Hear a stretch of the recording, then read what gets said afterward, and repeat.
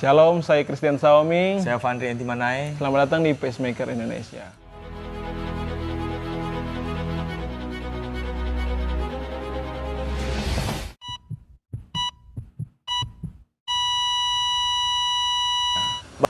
Baiklah, di video ini cukup berbeda dari video-video sebelumnya, yaitu video wawancara itu melalui Zoom. Ya, dan kualitasnya jelek. Ya, meskipun kalau dibandingkan dengan video-video awal, ya, kualitasnya sangat bagus. Ya. Apa mungkin karena editornya? Iya, editornya mempunyai jam terbang tinggi. Siapa editornya? Waduh. Kali ini saya jadi narasumbernya dan editornya jadi hostnya. Meskipun sebenarnya editor ini juga pernah jadi narasumber untuk video-video awal itu. Saya juga pernah jadi narasumber untuk video-video awal dan kami harap hari ini dapat memberkati. Ya, saya kembalikan ke host. Oke, baiklah, di video ini kita akan membicarakan tentang hal yang mendalam, topik yang dalam, yaitu nilai manusia. Pasti teman-teman pernah bertanya atau kita bertanya, seberapa berharga sih manusia itu? Kalau dibandingkan dengan hewan, kita paling berharga karena kita diberikan Tuhan akal budi, perasaan, hati nurani, dan sangat banyak juga. Jadi bagaimana, Kak? Seberapa berharga sih manusia itu? Ya, memang setiap wawasan dunia akan memandang ini dengan cara yang berbeda. Nah, kita berbicara dalam wawasan dunia Kristen. Ya. Bahwa manusia itu berharga karena dia dicipta menurut gambar dan rupa Allah. Itu yang paling pertama yang harus kita tahu. Nah, pada waktu kita berbicara tentang nilai, misalnya nilai sebuah benda, mobil atau sepeda. Keduanya memiliki harga yang berbeda. Tergantung dari material apa dia dibuat, apa kelebihannya, apa keunggulannya. Nah, artinya bahwa satu nilai itu karena satu alasan. Dan saya percaya juga, kami percaya bahwa nilai manusia itu karena ada alasan. Dan alasannya karena kita dicipta menurut gambar dan rupa Allah. Dan kita dicipta untuk kemuliaan Allah. Dan ada tujuan. Ya, dengan tujuannya adalah untuk kemuliaan Tuhan itu. Nah, tetapi mungkin yang jadi pertanyaan adalah ketika kita melihat keberagaman dari manusia, artinya kita kan berbeda fisik. Berbeda. Ada yang punya warna rambut tertentu, ada yang punya warna mata tertentu, ada yang punya warna kulit tertentu, ada yang punya tinggi tertentu, ada yang punya berat badan tertentu. Bahkan saya harus dengan jujur mengatakan mungkin ada orang-orang tertentu yang punya kekurangan fisik mungkin atau kekurangan dalam hal-hal tertentu, misalnya masalah-masalah mental. Orang-orang punya kebutuhan khusus. Nah, bagaimana kita memandang nilai manusia itu? Ya, ketika kita melihat keberagaman ini, tentu saja kita tergoda untuk bertanya, apakah nilai manusia itu karena kita punya keberagaman, maka nilai kita itu berbeda-beda pula? Iya. Ya, apakah orang yang mungkin lebih cantik dalam pandangan umum itu lebih berharga daripada orang yang tidak cantik? Itu dia. Ya, masalah sekarang. Itu yang saya sebut tadi, bahwa wawasan dunia itu memandangnya dengan cara yang berbeda-beda, tergantung bagaimana wawasan dunia itu berdiri. Nah, dalam iman Kristen kita tidak dipandang bernilai tinggi karena kita cantik misalnya, atau karena kita pintar. Nah, dalam wawasan dunia tertentu, masalahnya itu menjadi penentu nilai seseorang. Iya sih. Ya, kan betul. Itu juga banyak masalah rasis juga. Iya, itu sebabnya muncul masalah-masalah seperti itu. Sehingga orang-orang misalnya yang memiliki warna kulit tertentu membunuh orang-orang yang punya warna kulit tertentu, atau mungkin tidak sampai membunuh, tapi mereka mengucilkan, membuli. Iya, membuli. Dan itu memang jadi masalah kita di masa modern seperti ini kan. Dan itu juga sebenarnya yang terjadi kepada banyak manusia. Artinya karena nilai itu dianggap muncul dari penampilan kita, dari apa yang kita bisa berikan, maka nilai manusia dianggap sebagai sesuatu yang bergantung pada dirinya sendiri. Ya, nah disinilah saya pikir iman Kristen itu berbeda dengan yang lain, karena nilai manusia bukan bergantung pada dirinya sendiri, tetapi bergantung pada siapa yang menciptakan dia. Oke? Nilai manusia itu bergantung pada siapa yang menciptakan dia. Artinya kita bernilai karena kita adalah ciptaan Tuhan. Itu yang paling pertama.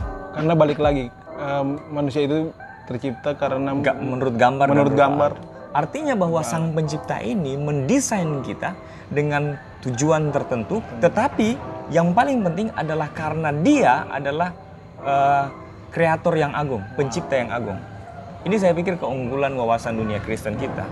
Kita bernilai karena kita diciptakan oleh Allah dan bahkan menurut gambar dan rupa Dia. Bangga sih. Ya, dan nilai itu tidak lantas melekat dari bentuk kita. Artinya begini, kalau kita pada saat kita berbicara tentang gambar dan rupa Allah, tentu saja kita tidak bermaksud dalam gambaran yang harafiah bahwa manusia itu ya bentuknya seperti Tuhan. Ya, karena kita akan ketemu dengan, maafkan yang saya sebut tadi, ada penginjil yang bahkan sekarang dia sangat terkenal, dan penginjil itu adalah salah satu penginjil yang sungguh dipakai oleh Tuhan, bernama Nick Vujicic.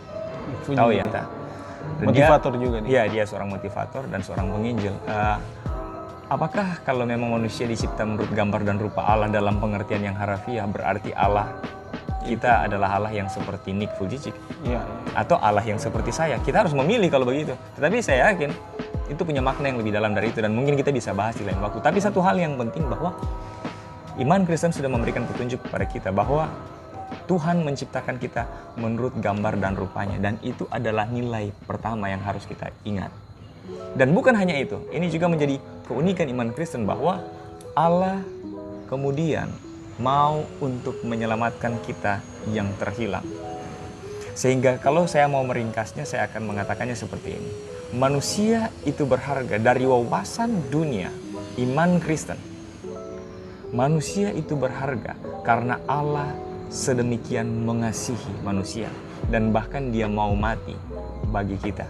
Dan setiap orang yang percaya diberinya kuasa menjadi anak-anak Allah. Itu sebabnya saudara bisa, teman-teman bisa lihat di dalam Yohanes 1 ayat 12 bahwa orang-orang yang percaya itu diberikan kuasa untuk menjadi anak-anak Allah. Nah, artinya bahwa orang Kristen memandang dirinya berharga, terlepas dari dia punya masalah fisik, dia punya masalah mental, terlepas dari semua itu, dia memandang dirinya berharga karena dia percaya dirinya dibayar dengan darah. Ya. Dirinya dibayar dengan darah, dan Kristus Yesus mau mati bagi orang-orang kulit hitam. Kristus Yesus mau mati bagi orang-orang berkulit putih, bertubuh pendek, bertubuh janggung. Kristus Yesus mau mati bagi orang itu. Dan ingat yang saya bilang tadi, kita semua dibayar dengan darah. Bahkan kalau saudara, teman-teman, nanti Kiki bisa juga baca di dalam Matius pasal yang ke-10. Mungkin sudah dibaca. Matius pasal yang ke-10 tentang burung pipit. Burung pipit. Ya, jadi di situ Tuhan Yesus mengatakan bahwa kamu berharga, lebih berharga dari burung pipit. Burung pipit itu dijual 2 ekor seduit. Nah, 2 ekor seduit itu sebenarnya 1 duit itu 1 asarion.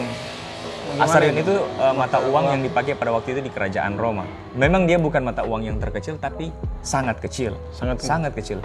1 asarion itu mungkin kalau dirupiahkan, mungkin kita main di dinar dulu ya. Okay. Kita mungkin perlu waktu untuk merupiahkannya. Tapi 1 asarion itu mungkin 1/16 dinar. Nah, begini. 1 dinar itu sama dengan gaji 1 hari. Gaji 1 hari? Ya, gaji 1 hari itu 1 dinar. Nah, 1 asarion adalah 1/16 dinar. Kecil nggak? Kecil sih. Kecil ya? Kecil. Dan burung pipit dijual 2 ekor 1 asarion. 1/16 dinar. Kecil sekali ya? 2 ekor. Bahkan kalau teman-teman nanti membaca di Injil Lukas memberikan sebuah keterangan yang terlihat berbeda, namun tidak bertentangan. Injil Lukas bilang begini, kalau tadi misalnya Matius bilang 2 ekor berapa? 1 duit. Injil Lukas mengatakan 2 duit 5 ekor. Terlihat bertentangan ya, 2 duit 5 ekor. Kan kalau di Matius bilang 1 duit 2 ekor. Semestinya berarti kalau 2 duit berapa ekor? 4. Kan kalau 1 duit 2 ekor, 1 duit 2 duit maka 4 ekor. Tapi Lukas memberikan keterangan yang berbeda. Menurut Lukas, 2 duit 5 ekor. Ini berbeda tapi tidak bertentangan, karena sebenarnya inilah yang berlaku. Yang sangat mungkin inilah di mana berlaku cuma memberikan keterangan. Beli 4 gratis 1. Mengerti? Oh, iya, belum banget. Ya, artinya kan kalau saudara teman-teman beli 1 duit, kasih uang 1 duit dapat 2. Tapi kalau teman-teman kasih 2 duit, buy 4 get 1. 4 gratis 1. Saking murahnya. Tetapi Tuhan Yesus mengatakan bahwa burung-burung ini pun tidak ada yang akan jatuh ke tanah tanpa izin Tuhan.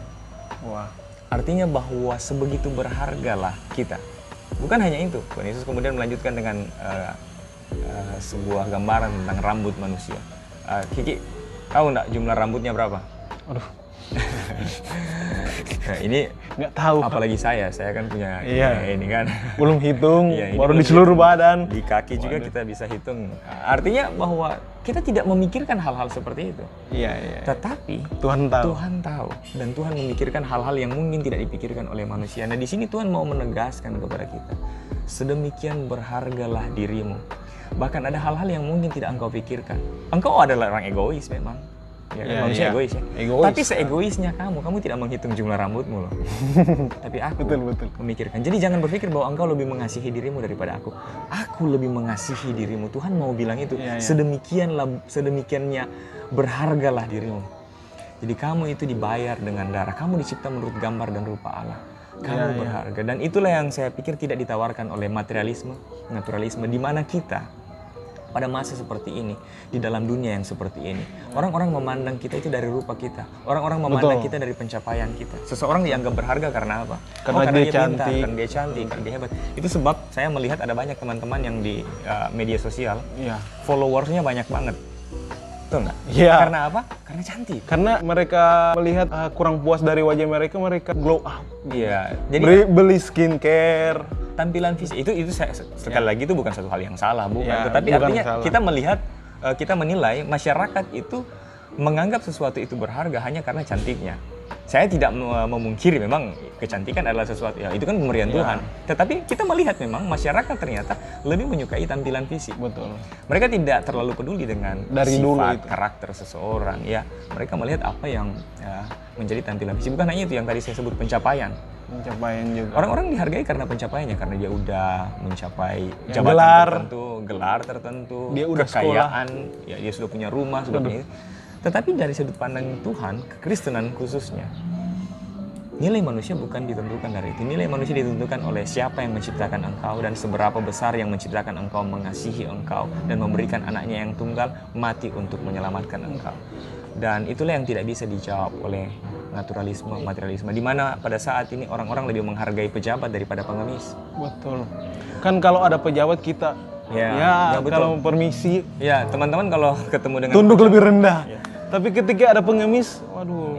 kalau misalnya ada pejabat yang mau datang ke rumah, kita langsung bersihkan rumah, Ya, betul. masak makanan paling Masak enak, paling ya, enak. pokoknya Rapi lantai, pokoknya. ya lantai dipel dan saudara dandan dengan Penyambutan sangat baik. dengan hangat. Tapi kalau ada teman-teman yang mungkin ya seorang yang suka dia mungkin sering minta tolong datang ke rumah Ya, karena cuman. dia miskin, saudara sambutannya bagaimana? Aduh. Biasa-biasa saja. Atau mungkin Tatapan sinis. kita kasih lebih mengena nih, Iya, apalagi untuk teman-teman yang Kristen. Kalau pendeta datang ke rumah dibanding dengan jemaat biasa, sambutannya lebih hangat mana? Aduh, Ya, pendeta ya. pendeta ya. Iya. Makanannya Rapi. lebih enak. Makan Yang disiapkan mahal. lebih baik. Tapi itulah yang saya bilang tadi, kekristenan, Yesus Kristus tidak mengajarkan hal seperti itu. Yesus Kristus datang untuk membantah apa yang selama ini disalahpahami oleh dunia. Tidak Ketika memandang dunia- level. Iya, ketika dunia melihat hal-hal yang lahiriah, Tuhan Yesus tidak melihat itu. Tuhan Yesus melihat hal-hal yang mungkin tidak dilihat oleh manusia lain. Manusia melihat apa yang ada di luar, Allah melihat apa yang ada di dalam. Allah sebegitu mengasihi manusia. Bahkan yang seperti yang saya bilang tadi, dan berulang-ulang kali kami katakan, kami deklarasikan bahwa Allah kami mengasihi kami, mencintai kami, sehingga dia mau untuk mengambil apa yang seharusnya kami tanggung. Mahkota duri itu semestinya kan ditanggung oleh kita. Penderitaan yang semestinya ditanggung oleh kita diambil oleh Tuhan Yesus, dan itulah keunikan iman Kristen. Karena kita berharga. Karena kita berharga dan kita dibayar dengan darah Tuhan Yesus. Kita tidak dibayar dengan emas dan perak, kita dibayar dengan darah Kristus, darah anak domba, darah yang suci, darah yang mahal. kudus. Ya. Jadi jangan pandang diri kalian, saya tidak berharga. Iya. Ini. Tuhan memandang kalian lebih berharga dari apapun. Wah, Mungkin ini yang bisa saya tambahkan juga. Selama beberapa tahun saya melayani di sebuah rutan, rumah tahanan, di sebuah kota, saya bertemu dengan orang-orang yang mungkin telah kehilangan harapan. ya. Mereka telah kecewa dengan masa lalu mereka. Mereka kecewa dengan apa yang sudah terjadi di masa lalu, dan mungkin mereka melihat tidak ada lagi masa depan pada mereka. Tetapi ketika saya mendeklarasikan Injil, saya bersyukur karena Tuhan Yesus membantu saya untuk dengan sangat jelas bisa menyatakan apa yang menjadi isi hati Tuhan. Bahwa tidak ada yang terlalu buruk yang tidak bisa Tuhan perbaiki. Betul. tidak ada yang terlalu rusak yang tidak bisa Tuhan pulihkan.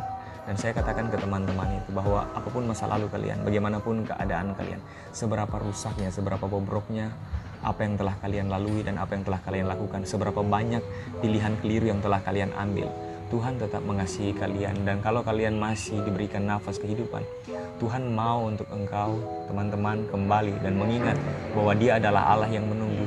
Di mana Allah ketika kita meninggalkan Dia? Dia ada di tempat di mana kita meninggalkannya. Dia setia menanti, sama seperti Bapa yang kehilangan anaknya itu. Iya. Dia terus menanti, dan bahkan ketika dia melihat anaknya berjalan Penyambutan. ke arahnya, dia menyambutnya dengan sukacita, berlari dengan antusias dan memeluk anaknya, membuat pesta yang besar-besaran.